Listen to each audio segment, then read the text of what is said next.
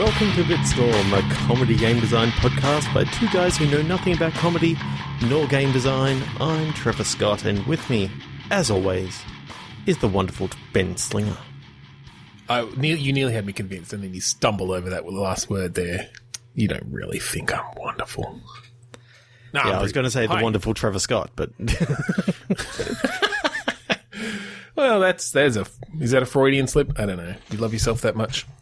Anyway, yeah, hi. Welcome to Bitstorm. This week, episode 121. We're going to jump right in and play some Click Storm. That's not what it's called. Click Pitch. Is it about now that we should actually say that this is actually the 122nd episode that we've recorded?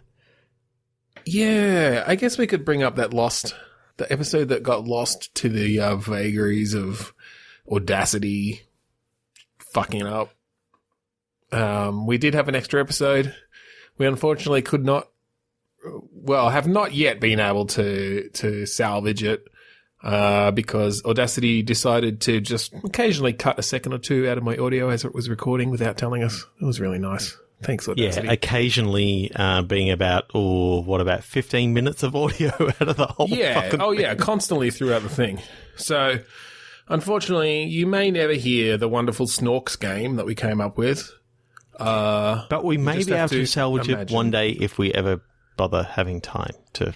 Yeah, we could try and sort of, I don't talk that much. It can't have been that much out of my, contribution that was that was left out. Well, let me just say then, having edited this podcast for about about 58 or maybe even 60 plus episodes of this, you talk a lot more than I do. Yeah, I know. Anyway, Click Pitch is a game where we each have a random word generator in front of us. And on the count of 3, 2, 1, click, we will both click refresh. We'll get a new completely random, created from the noise of the cosmos word.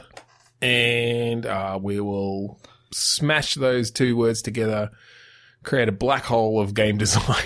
Wait, that doesn't sound like it's going to be good. I was just going astronomical. Then we'll probably throw it away and come up with a new one. Yeah. Shall we? And I think the operative word is throw it away, because we are throwing these words away today because we still haven't reached our 50 retweets of our previous episode. To be fair, we only released that episode yesterday. So we'll see by this time next week. 3, 2, 1, click. The go-to for any lazy game design. My word is gun. External, which I suppose is better than internal. Yeah, I was going to say that's generally the preference. Okay. So I've decided that we're going to flip it today. Well, no, I was going to say, because even just having that word external kind of implies the existence of the opposite, right? So yep. I think we can run with that. So in the fact that our character has an external gun, there is another character in the world that has an internal gun. Well, I was thinking, is this a world where it's like hundreds of thousands, if not millions of years in the future, and the world has the human race has just divided into two distinct species. One, you're saying that in 100 million years, the human race isn't going to completely blow itself into oblivion? Well, I mean, this is provided we don't all die from the consequences of climate change in the next 30 years, but basically the descendants of the United States of America all evolved to have biological guns as part of their body, and the rest of the world did not. So now a war. So now I'm starting to see that as part of like the background for this thing, all the religious people started realizing that evolution was actually true, and that the whole religious thing, that's all far behind, because they now have proof of evolution. Just look at the American people. Well, they've evolved a gun. When the first baby to be born, where its bone marrow created bullets instead of blood, was a momentous, scientific occasion, and nobody quite knows if it was a result of genetic engineering or just of the pure jingoist nationalist blood in every red-blooded American, or now chrome-blooded, perhaps. The worst part was that they didn't know that this was a possibility, and the stress of the birth led the baby to accidentally shoot the doctor. Now the doctor's fine, or was fine, but he had a little bit of just a flesh wound. Mm-hmm. Yeah, I mean that's kind of what made that very first gun baby, a national phenomenon. Okay, so how many years is it after the first handgun, literally handgun?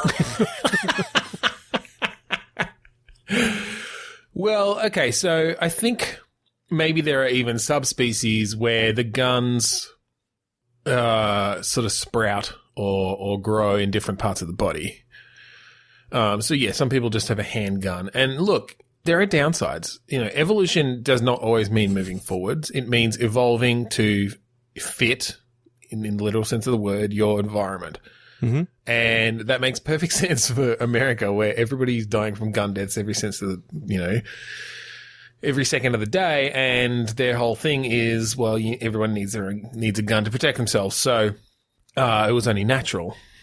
But it does make using chopsticks or playing piano very difficult. Let alone, making love to your partner. Well, dangerous, really. They don't have safeties. It's biological. So it's basically you know how when someone's at the office and someone's got a good idea and someone does that finger gun motion. Yeah, it's actually resulted in a lot of deaths. We had to actually it's become an illegal, an obscene gesture, because it could literally, you don't know if someone's a handgunner or a cock gunner or a leg gunner. Yeah, I don't know. Some people just I don't know, there might be mutations where it just evolves in weird places. Some people might literally have it internally, which is more of a genetic abnormality, and they don't survive very long because, it's probably triggered by emotions, right? And so there might be some people who are able to get it under control before the gun in their lungs literally fires and rips the rest of their organs apart. Mm-hmm. Especially if they've got a shotgun. Yeah. Exactly. Anyway, so we've sort of established the premise. Oh, I just realized that puberty is just hell. Talk about premature ejaculation. Billy's been up in his room for a while. Shit. So do they fire? Do they fire bone bullets or something? I think so. Yeah. Okay. It's just bone shards, or it's cartilage, or it's just some sort of, or it's even calcium deposit sort of thing. Yeah. Yeah. Some maybe ice. The body could sort of use its energy to cool something down well enough. And I'm thinking the propellant is when magnesium goes into water, how crazy it goes. It's basically sodium. You mean? It's magnesium as well, doesn't it? It explodes when you put it into water. It may do. I know that magnesium burns bright, and sodium, but you might be right. Magnesium may react with water as well. But anyway, yes, magnesium doesn't, but sodium does. Yeah, you're right. It's a chemical reaction, right? Yes. There are plenty of those in even in nature, probably. Well, I don't know. Are there any explosive animals in nature? Anyway, it's not out of the realm of possibility. Yeah. So I'm actually flip-flopping a bit on my earlier idea. I think maybe this is something that happened over a shorter period of time, and maybe was the result of some sort of genetic engineering or extreme selective breeding. I don't even know how Okay, to do that. so you play the last surviving sort of soldier who needs an external gun. Okay, well, yeah, because what I was thinking is that, like, if this happened and it's just Americans, like, I feel like the rest of the world has quarantined them, right? Like, there's some pretty extreme sanctions on Americans leaving the country. They put, like, a massive wall around all of America. Yep. Yeah, I feel like that going to wall could is a bit too topical, but no. Look, I think it's just is there some reason why a wall wouldn't work? Plenty, but let's not go into that. No, I think it's just like they've put extreme sanctions on the US. People aren't allowed to leave. At least I don't know what percentage of the population over there fly now. Away. They certainly can't fly away because you're not allowed, handguns or any concealed weapons on planes. So straight away, TSA agents just, anytime that an American goes to an airport, really tough for TSA. How do they even? And I think they literally just like they've bombed all the airports or something. I don't know. Like I don't know how extreme it's got. Whether it's just that. I guess it's where in the great, America versus the world war, like how far have we got? Is this the beginning of it? Is it just where the rest of the world has kind of cut them off, put sanctions on them? We're saying you're not allowed to travel, you're not allowed to leave the country because, it's just too dangerous. We can't have people out there with guns, internal guns, and I mean, especially breeding outside, there's almost certain issues around that. Is this where America starts to fight back? Or is this, has that already started? Is there a full-blown war going on? And what else? And the reason I brought this up is, do you have an external gun because you're playing a non-American, or are you some sort of anomaly within America now, like an anomaly now where you don't have an internal weapon? Well, I think going back to my idea about you being the last soldier, you're sort of, 25, 26. Yeah. The first guns were sort of internal guns were seen about 40 years ago, and for some reason you're one of the outliers who weren't actually born with a weapon. Right. Okay. So yeah, they've basically they've got to find frame, obviously for it to. So okay. So does that mean that? Okay. So have they maybe limited? Maybe there is still travel, but they like test you for your age and like for certain genetic markers. Or something. Yep. Yeah. Oh, maybe you play a spy then. Because you don't have those genetic markers, you're able to travel outside the US or something. Okay. And infiltrate the rest of the UN or whatever. Yeah, I kind of like the idea of you playing a spy who as they're going and all that sort of stuff. I think at first they believe, all the markers have sort of said, yeah, they're not like every other American. But late game, I think they find out that they did actually have a hidden weapon. Oh, okay. They're actually like the next evolution of the weaponized American. Yeah, what they were actually looking for was like Homo machine gunnicus. Yeah, I was trying to think of a good pun. Damn it. Homo shotgunnian or something, yeah. Homo explosionicus or something like that. I think I'll come up with one. But, because I was thinking this obviously gives us a good satirical base to really jam it home to the fucking gun-happy Americans, right? Yeah. So... A la the American Dream. Yes, absolutely. By Samurai punk games. Samurai punk, yeah. Playing an American who believes, like, who is totally bought into the propaganda and, you know, the real nationalism of America, and then traveling outside and learning what the rest of the world really thinks and seeing how other people live, that could give us some real interesting fodder for comparing that and obviously making it an allegory for modern day, like for today.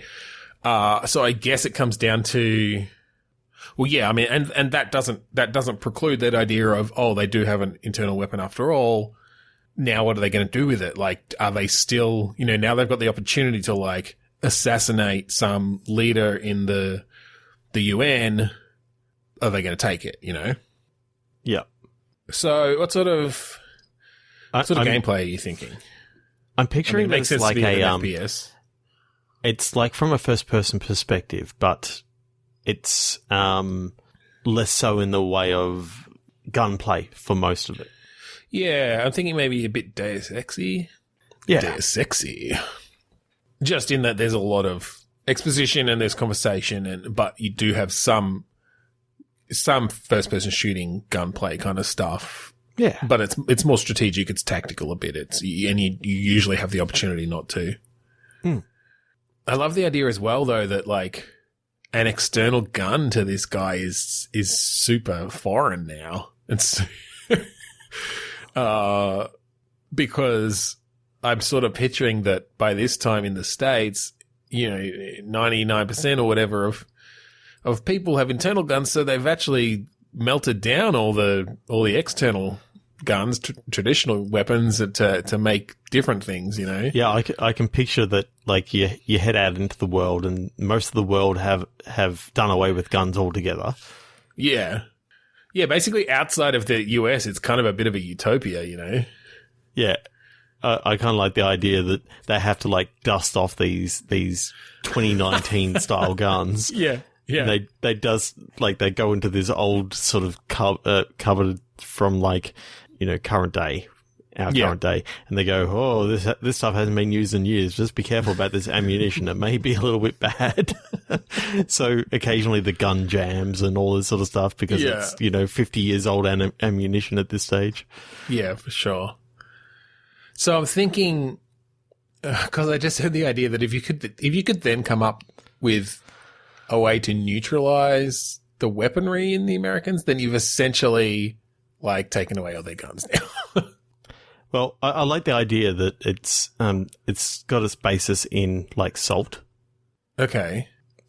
As in, you know, a lot of the food outside of the US is salty. Right. Yeah. Okay. That's a factor in them being able to, like, create crystals of salt to fire out or something. Yeah. So do we cut off their salt supply? Yeah, I kind of like the idea that you realize that, you know, you're going through this salt factory and all this sort of stuff where, you know, the evil bad guy that you're sort of going up against, he launches and knocks you into, like, this massive like vat of salt, and you ingest enough that basically it starts a chemical reaction in your body, and you come out and you got finger guns and. Oh, you've got, like, all your fingers are guns. It's like every extremity. No, I don't know about how we'll end it, but I love how much opportunity for satire there is, especially with the salt thing, because then you just have to make these Americans these, like, salt munching gun nuts, which they fucking are, and then, and you know, you can really play up on the whole like capitalism thing as well. Like, the whole country is run by this multi-trillionaire while everyone else is just basically shooting each other for scraps, and with there's assault weapons. Oh, fuck yes. 3, 2, 1, click. You did it. You fucking did it. Postmaster. Cure.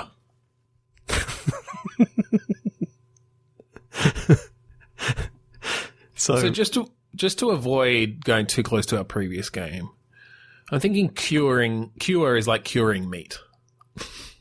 bacon, ham, etc. And how does this work in with a postmaster? I don't know. Although I'm thinking a leader of a post office. Considering the use of salt in the curing process, actually, maybe it doesn't go too far from our previous game. We don't have to go with curing food stuffs. No, I'm kind of thinking that you're a postmaster of like a small town post office. Mm-hmm. So, you're dealing a day-to-day sort of thing. What actually happens is one of your workers finds an envelope that's been there for quite a while, opens it up just to check what's inside, and they find like white powder. Mm-hmm. It's kind of like an anthrax sort of thing. Yep. And so then the whole curing is that, it doesn't have to be anthrax or whatever. It can just be like a narrative story of this small town post office that gets caught up in like this biological attack. Yeah. Well, anthrax makes sense. It's infectious. Yep. Infectious, and there's got to be a cure, but I like the idea of just this narrative story and learning about some of these local people who have been, coming in to collect their parcels and all this sort of stuff, and then this massive event sort of happens to this small town. Yeah, I like that. Brings idea. A lot for a narrative, sort of like analyzing just like the human condition. Well, and it gives me a sense of something like Under the Dome, or like they get quarantined, right? This small town gets quarantined. Yeah, it's like the entire town actually. Well, like a significant number of people are infected. Yeah, and it's highly infectious. We can go with at least some strain of anthrax. I'm reading here that they can you can treat anthrax with antibiotics. It's a bacterial infection, but like this is a case where it's a severe, it's a maybe different restrained form of it. Sort of thing. Yeah. And, they don't have enough antibiotics in this small town to cure everyone. So it's about, there's aspects of having to bring in medicine from outside and how the government then treats this town. And yeah. Okay. Yeah. I kind of like the idea that even the, maybe it's just a whole heap of people in the town were given these letters, and it was the postmaster who's sort of handing them out because people were coming to collect them. And then just before he's about to open his, everything sort of goes to shit and everyone else gets infected, but not him. Yeah, well, I like the idea of the post office being sort of the center of this. Yep. And also, like, having to communicate, maybe they make everyone...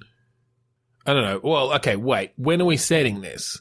Because it could be more interesting to set it a bit further back before, the internet at the very least. Yep. So that people are mostly having to rely on letters. I'm not thinking go back 100 years, but maybe go back like 50 years. So there's phones and stuff, but they might get cut off at some point. Like 60s or 70s. Yeah. I think I can see the sort of the cards. You've got like the hippie groups. You've got I think like peace signs everywhere, and that could be really interesting for sure. A faded like poster of Woodstock or something like that. I like the idea of the post office being like this hub of social interaction because absolutely, and so people gather there when this happens, and maybe it's. They've probably got some sort of town hall or something, but maybe it's close by. It's sort of it's in the center of town. Yeah, the central business district, which consists of like 7 shops. Yeah, it's not much, right? There's a general store. There's there's the post office. There's the town hall. There's a library. There's I like the idea that there's no actual there's no mailman or anything like that. Like in this town, everyone just came to the post office to pick up their letters. Like they're such a small town. Yeah, that makes sense. So everyone knows the postmaster and all this sort of stuff. And well, that's it. And then you've got the opportunity to really introduce characters who are recurring and you get to know them a bit. All right. So what sort of gameplay are we thinking? It tends to lead itself towards semi-point and click. Semi-point and click, but I think it's closer to even the Telltale way of doing things. Of a lot of this is going to be dialogue based and not so much the inventory. Yeah, well, I was almost thinking even going away from moving your character around the screen or whatever, you just sort of move between locations. Yep. And it's just about being in the right location at a particular time to solve a puzzle or to have a conversation with someone. Maybe it's very much a time-based thing. And I'm not saying that time is necessarily always ticking, but, it's like, oh, such and such is going to come pick up their mail at 7 o'clock. So there's other things you have to do up until that point. But you have a real sense of what time it is, when certain things might happen. You know that at, I don't know, the power went off at, 3 a.m. on a certain day, and there are repercussions from that of like how long the antibiotics are going to last or something. And so there's just the refrigeration was off at the hospital and... Yeah, exactly. And so there's and it's not even a hospital, right? It's such a small town. They don't have a huge hospital. They've got, like a clinic it's a that had a stock of them. It's what? It's a veterinary clinic with like a human part just tacked on the side. Well, they might be combined, at least. But yeah, it feels very Stephen King. And I mean, obviously I made the comparison to Under the Dome, but really about these strong characters and what they do in these crisis situations. Yeah. And then who you play. And it could be an opportunity to really have some branching stuff of you developing your character. Like you can either be the sort of calm leader who keeps things under control, or you could like take power a bit and take advantage of this situation to then become a less benevolent leader of these people. I do like, that's why I was sort of leaning towards the Telltale way of thinking, because they do have that, such and such will remember that, but have it that it's actually, you can really shape people's perceptions of you.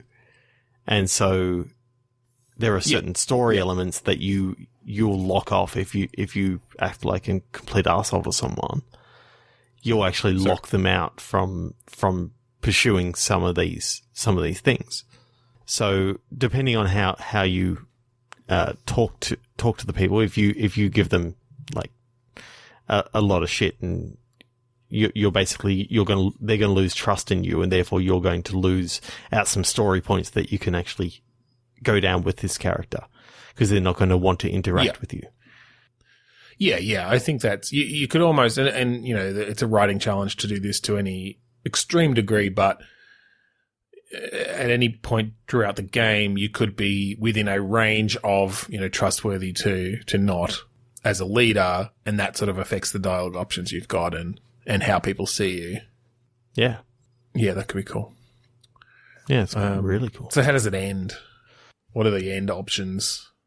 I'm kind of going down the path of, one of the people who is infected with this thing is like your son, and that's your reason as to why you're investigating this as much as you can, because basically you for some reason haven't got infected, and the CDC are sort of like, they've sent people in, and they're just like, well, if you haven't been infected, these people pretty well, you can help out.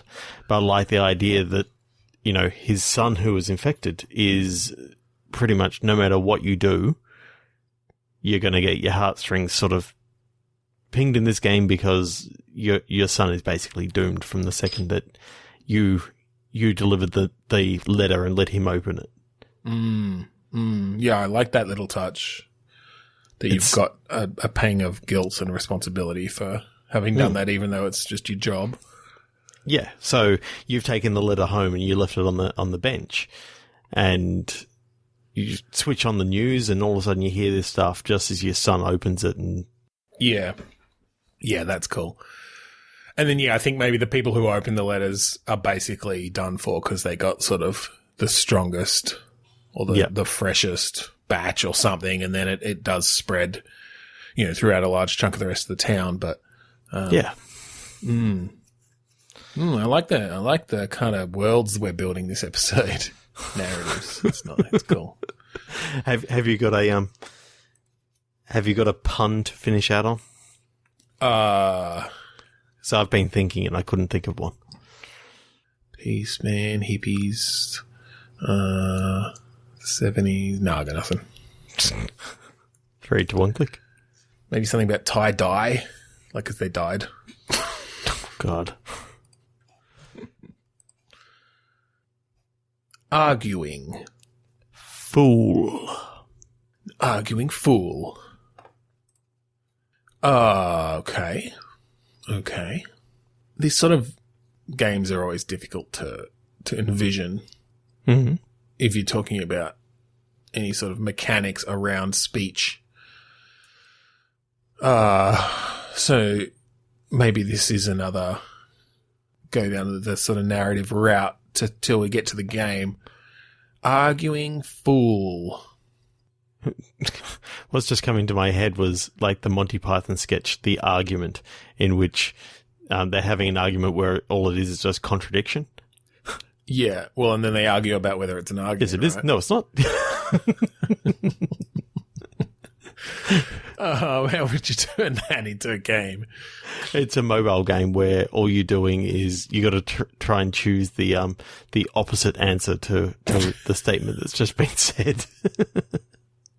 Just as fast as you can. I mean, could this be something where an argument sets something in motion? Maybe fool isn't a noun, but it's a verb. To fool someone. Some sort of, I don't know, what's a good, where would an argument happen where it would kind of set something in motion that would result in a fun game, a video game? I'm just wondering if there's like something that we can go down that is sort of sitting in the I mean, fooling someone is sort of going back into espionage as well. Mm-hmm. Because you're trying to fool them into thinking that you are actually, who you say you are. Who you say you are, whether you're loyal to the group that you're talking to, all those sort of things. I'm just wondering if it's sort of like that the argument that's actually happening is more like an interrogation sort of thing. Okay. We could do that. Or yeah, it could be a game where you're a bunch of teenagers trying to start your own prank show. And the argument is with your parents who think you're rightfully a fucking idiot. But you don't listen because you're 16. And then we get some cool teen dynamics. Maybe there's an element of holding the video camera while your friend slaps a stranger in the nuts and then gets arrested for assault. And you have to deal with the repercussions of your dumb teenagehood. Okay. So the argument starts out as you're talking to your parents. Yep. They're going to win the argument no matter what. Okay. And then you've got to then fool them for the rest of the game that you have not joined your friends in like doing stupid shit. Yeah, perhaps. Look, I don't think the argument necessarily has to start it off. I think it can just be part of the story. I kind of like the idea of this game as a found footage-esque, like everything is through the lens of your camcorder kind of vibe, or your probably not your camcorder. I guess if we're going more modern, through your phone camera. But maybe it does start off like you're arguing with your parents about it, and they're like, turn that fucking thing off, like stop filming us, and you're like, no, like this is for YouTube. Do it for the Vine. Like, I'm going to be famous because I'm going to film everything and we're going to do stupid shit. And then, yeah, it's kind of just these, and then it's like first person, like you're literally moving the phone camera around. Yeah. I wonder if for a game like that, if it would be too disconcerting to just show what the camera would see, or if you literally show like the hand out with the camera and what's actually being seen in the background as well. So the main view is on the camera on the phone, but with a blurred out background. Yeah, kind of slightly blurred background so you can kind of see what's happening. That could be kind of neat. You just have to mess around with how that display would work. But yeah, and then you kind of get these little vignettes and stuff, I think, or these little sections where it could almost just be a very linear, some decision-making stuff. You're pretty much just, you've got full control over the camera. You've got some sort of mini game sections where you have to capture the action. Mm-hmm. You've got dialogue trees where you talk with your friends and different things happen. You could have some interesting sections where, like, you're filming yourself and then maybe all you do see is the camera. Or no, you might not just see the camera. You might see the phone sitting in front of you with the, like, forward-facing camera on, and you see yourself in it as you have a little monologue with yourself when you're sitting in prison after, jumping out of a garbage bin at someone and giving an old lady a heart attack. Oh, God. I'm surprised that actually hasn't been used yet, that, these teenager pranksters jump out of a garbage bin and scare an old lady to death.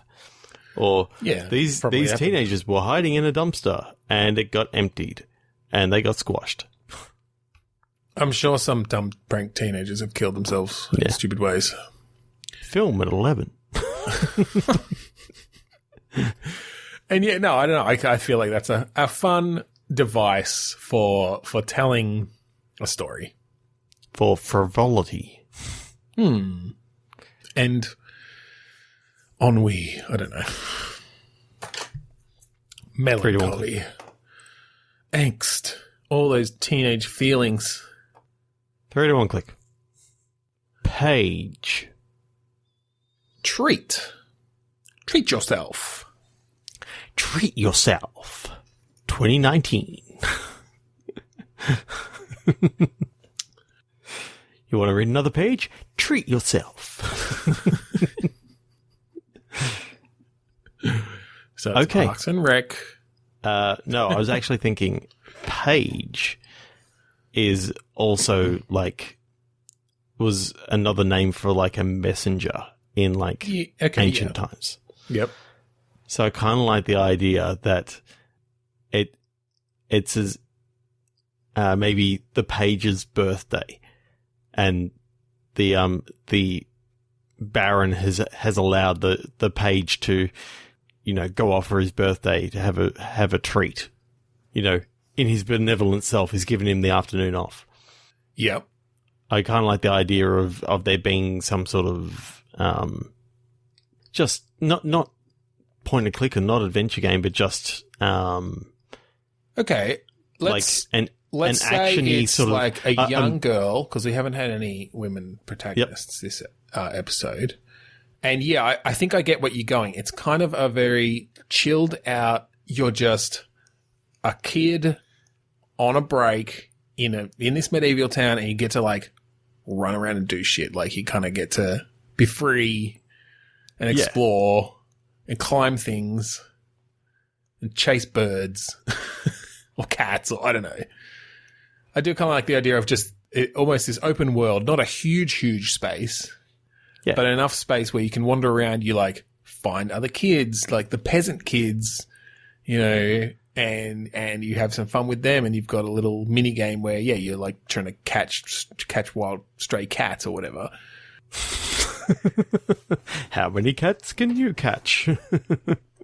but in that real way that it's you're getting a sense of the personality of your character and the other characters while this all goes on, right? Like, it's just really an excuse to do something and have a conversation going on and have things happening. Yep. I kind of overtook that. Is that what you were thinking? Yeah. I was actually thinking sort of something along that lines. But I'm also thinking that it's sort of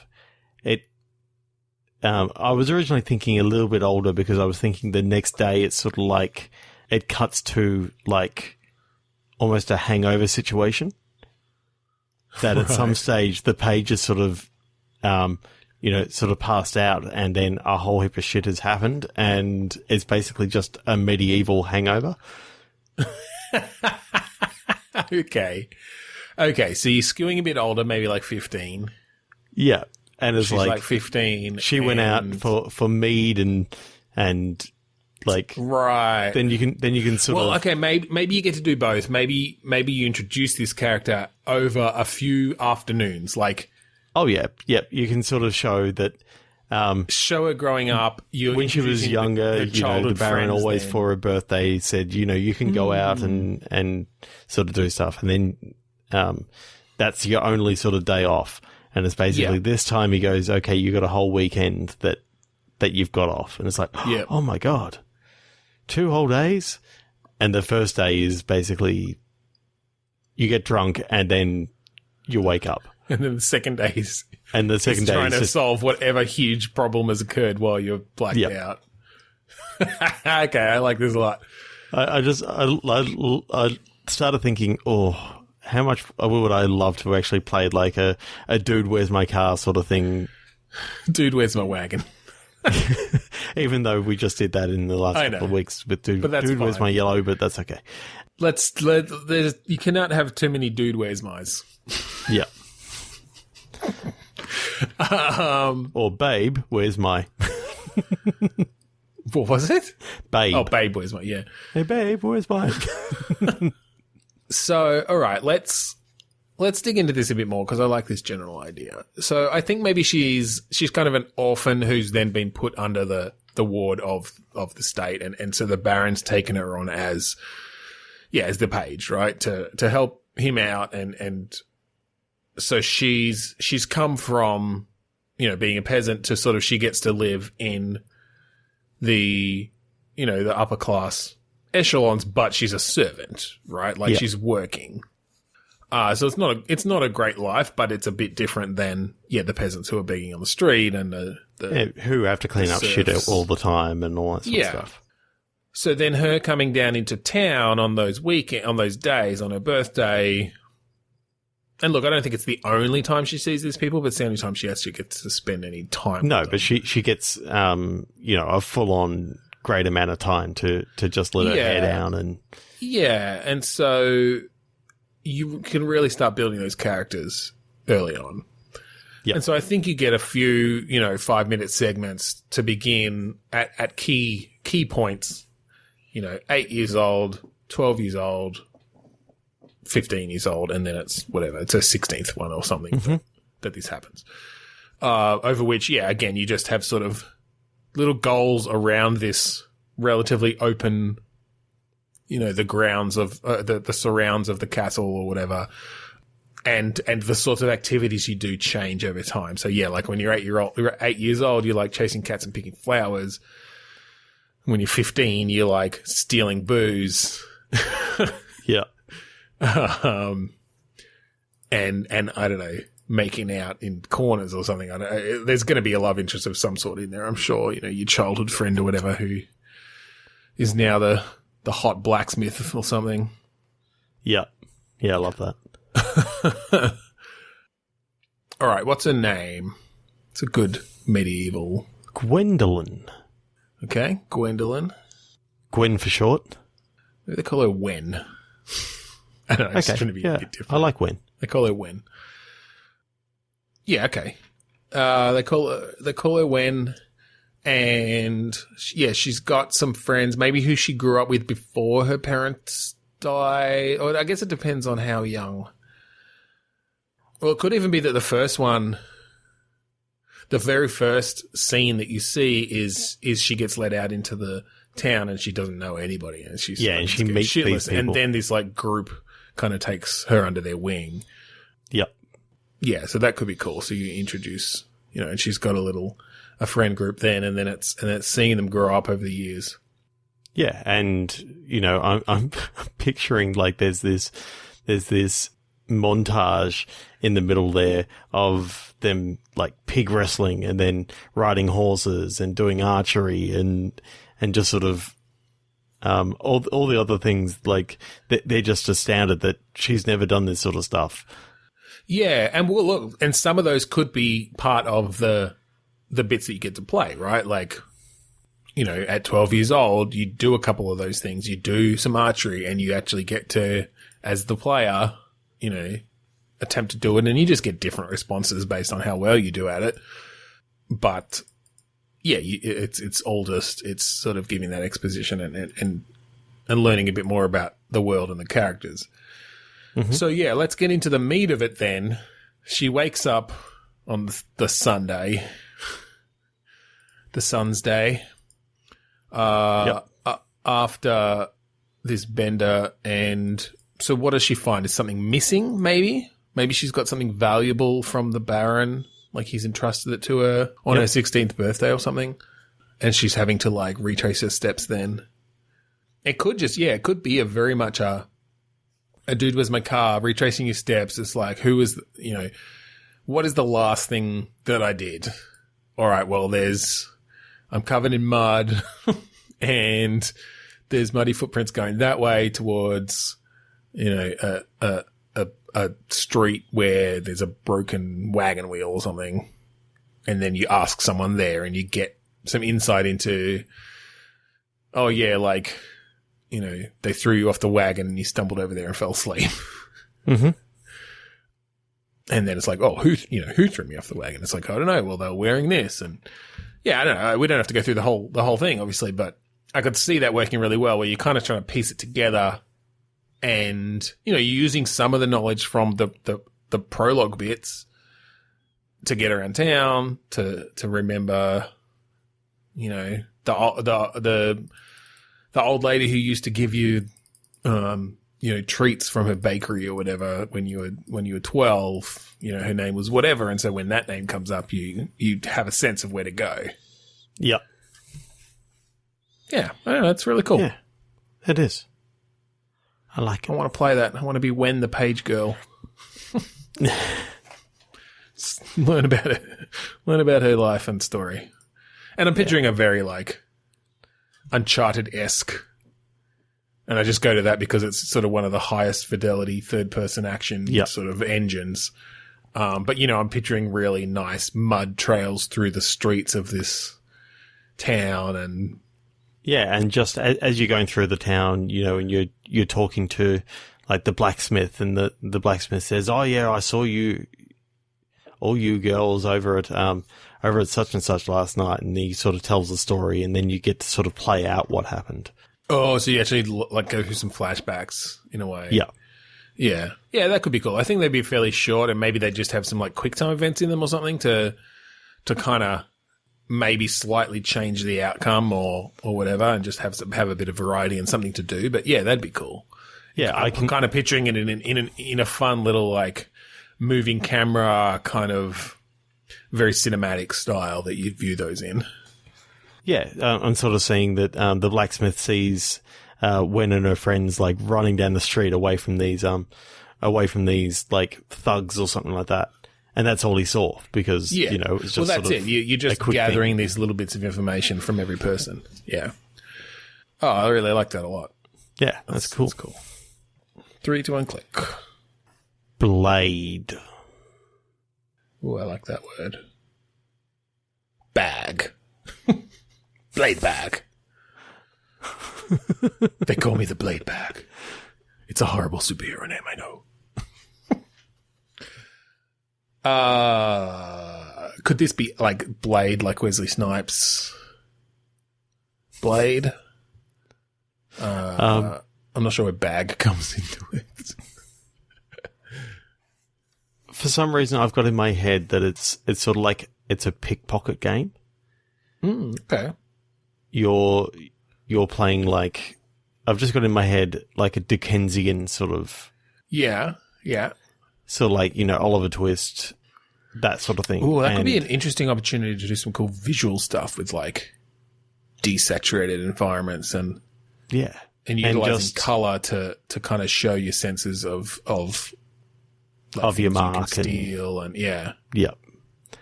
One of the early techniques that you sort of learn is to, you know, use your blade to cut people's bags.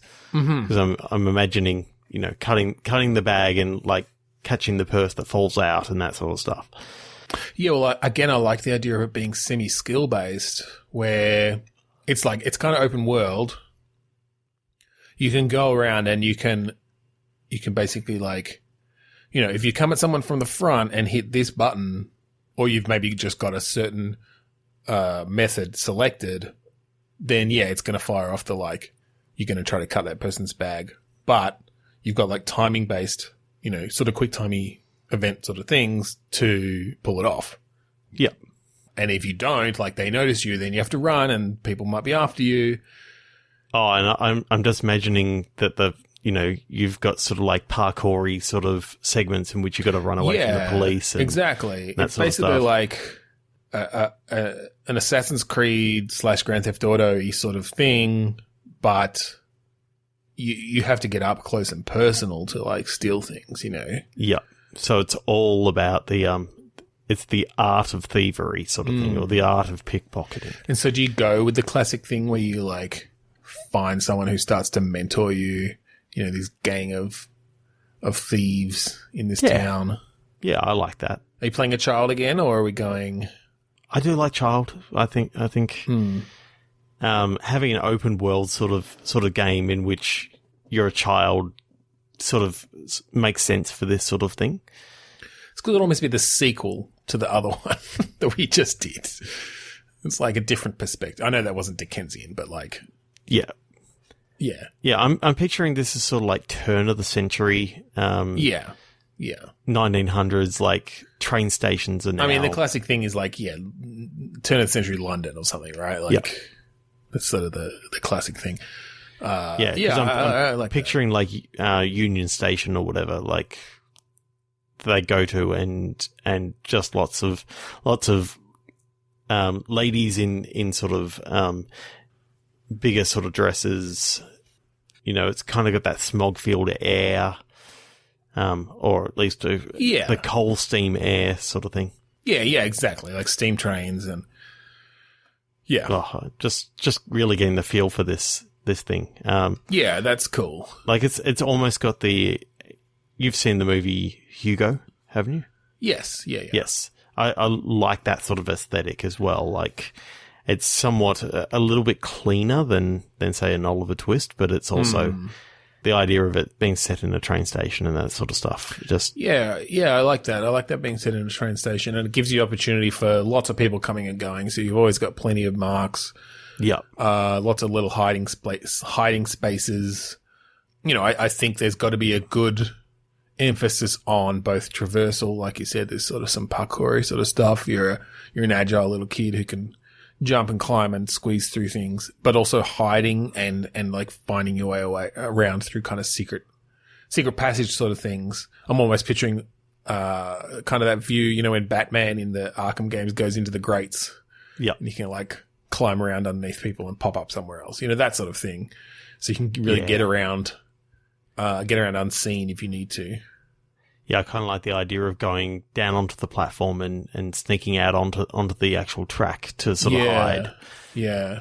You know, sort of hiding just underneath where the platform is and sort of getting really close, and then a train comes by and you've got to like be really, really still, otherwise. Yeah. You know, you can be in a lot of trouble and.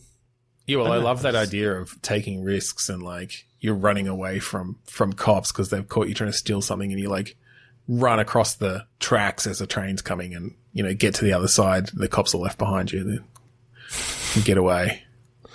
Although then that does mean we probably have to put little kids getting hit by massive steam trains in the game, which is not great, but, you know, we can do it tastefully. You don't have to see it happen. Smash cut to black. It just does a smash cut to the officers' faces of That's pretty good, actually. It's a smash cut to their faces, and they've just got like this blood splatter all over. No, that's going too far. Okay. No, I do like the idea of smash cut to reactions, whether it's the officers or nearby. Smash cut to reactions and just one little spot of blood. Just give me that. Fine.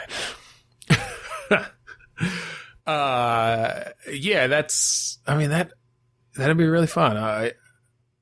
I think you then obviously go up sort of through the ranks. You learn different techniques for like pickpocketing, running into people, taking their wallets, maybe even other more complex grifts involving other people and stuff where, maybe you could do some 3-card Monty, some performance-based stuff where you're sort of distracting someone while someone else, I like that idea where you can have, one of the kids in your troop is sort of distracting people with a bit of a performance, and you've got a limited time to just run through that crowd and steal wallets and stuff. Yeah. I do like the idea that the detection meter is definitely a big thing about this. It's all about if you can cause enough of a distraction elsewhere, sort of like as you bump into someone, you can distract them enough so that you can steal their wallet. But if they're watching a performance, then they're a little bit more concerned about the performance rather than thinking about. Yeah, well, and look, I think that comes into. I'm really thinking that every time you do this, you've got a little, timer-based QuickTime event where whether it's one of those, pendulum swinging hit the center sort of thing. But based on how distracted they are, that's easier or harder, Yep. Or based on different skills or different things. Yeah, that's cool. I kind of like the idea that if you did do one of those pendulum or sliding bar sort of things, that it's almost like a heartbeat sort of thing. So you hear this right. boom, boom, boom, boom, boom, and it's all about, sort of staying calm. And right. And the more that you sort of stuff up, the faster that it sort of goes because your heartbeat's now racing a bit faster. And yeah, well, that's cool. And if you can't like be running away from someone who's seen you and then immediately just like steal someone else's wallet because you're going to be too jittery, you're going to be too worked up. Yeah, I really like that.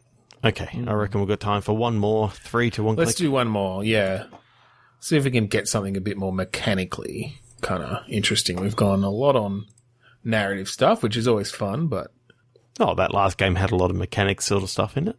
That's true. We did a bit more of that. Okay, stance. Less stance. Stanceless. All right, I mean, stance obviously makes me think of either dance or fighting. Yep. Those are two sorts of things, or some sort of gymnast. I don't think we've actually done like a fighting game before. Like a Street Fighter-esque, Mortal Kombat-y sort of thing. Okay. Yeah. Okay. So I know Mortal Kombat has kind of stance-based stuff nowadays in modern ones, which I never quite get. Although actually God of War had a bit of that too, where you put yourself into a certain stance and that lets you fire up different abilities. Yeah. From that. So that could be an interesting way to go. How can we mix it up a bit? How can we make either 2D or 2D plane 3D or even full 3D fighting game where it's a one-on-one sort of thing and make it a little bit different? Okay. So where does less come in? In taking the less is more, I think the actual idea of the health bar is sort of like it's one of those things that every single thing sort of every sort of game has like a health bar nowadays, and it's like in reality that's not what it is. It's more an endurance sort of thing. How much you can take.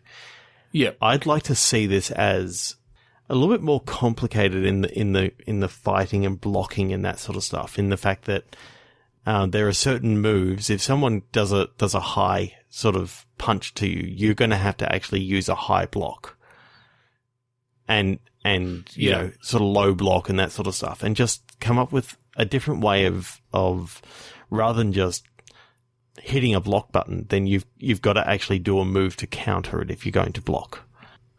Yeah, so maybe on the thumbstick or something, you have to kind of catch it in a way. Yeah. That could be interesting. I was thinking, I wonder if it'd be maybe less. Maybe this is sort of a slow motion fighting game. Okay. Or at least not like, maybe not full slow motion, but maybe again, to give you that time to sort of block and deflect, it's not quite as fast-paced as your traditional Mortal Kombat or Street Fighter sort of thing. It's more tactical around, and there's weight behind things. So if you want to throw a punch here, like you can't just cancel that out. No. You can maybe pull it, but there's going to be repercussions to that. You can maybe fake, which I think would come very much into it if the other person is then like having to decide where am I going to try to deflect or block. Mm-hmm. But yeah, I feel like that could be interesting and actually a real opportunity for some cool slow motion effects. Like I'm almost thinking, I wonder if you've got different settings, like one could be a bar fight. And so you could have like breaking glass and, you know, if you land a punch, you get the like jowls, you know, wobbling kind of effect. And again, I don't know how slow you go. You'd probably have to tweak it to really figure out, you know, you want reaction times in there. So you don't want it super, super slow because you don't want it to be super easy to block, but it is again more about being tactical about where do you put your hands and feet at any point to sort of lead into your next attack or block. Yep. No, I like that a lot. Yeah. It'd be complicated to come up with the controls for, but if you could do it well enough. And you know what sort of reminds me of? Only in a very slight way. Do you remember that game we saw at PAX? Was it 2 years ago now? I cannot remember what it was called. It was the one made by like the 15-year-old kid. And you kind of had a certain amount of movement to like move your limbs and weapons. Mm-hmm. Do you remember that one? Sort of. Yeah. Anyway, I'm picturing something sort of a little bit like that, where you've got very much a limited space for how you move your body, but you move your body in very specific ways. Yeah, anyway. Yeah, I like it. I like it a lot. That's cool.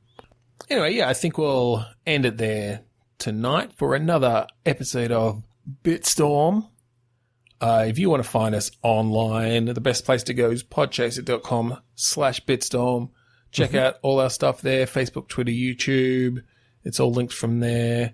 Check out our list section. You'll see a list I created for the AGPN Shuffle, which if you're a regular listener, you'll know we participated in a couple of weeks ago. And I'm keeping that up to date with the other podcasts that participated. We are also part of the 8-Bit Collective, a fantastic group of other gaming podcasts. You can find us there on their site at 8bit.net/Bitstorm. And make sure to check out a lot of the other fantastic podcasts on there too, like The Hungry Gamers or Putting in Work or House of Mario. There are a ton of them. Go check them out. We'd like to thank the AGP and the Australasian Gaming Podcast Network. We joined them just over 2 years ago, something like that. And they've been a great group of people. Search for hashtag AGPN on Twitter. Look for the @AGP Network, also on Twitter. Or look for the Australasian Gaming Podcast Network group on Facebook. And finally, we'd like to thank Kuridas for the use of the song Mount Defiance off of the album Containment Failure. That's it. So thank you again for joining us this week on Bitstorm. I'm Ben Slinger. I'm Trevor Scott. And oi, Governor, look over there. I'm not going to steal your wallet. Oi, where's my wallet gone? Oh, I stole it.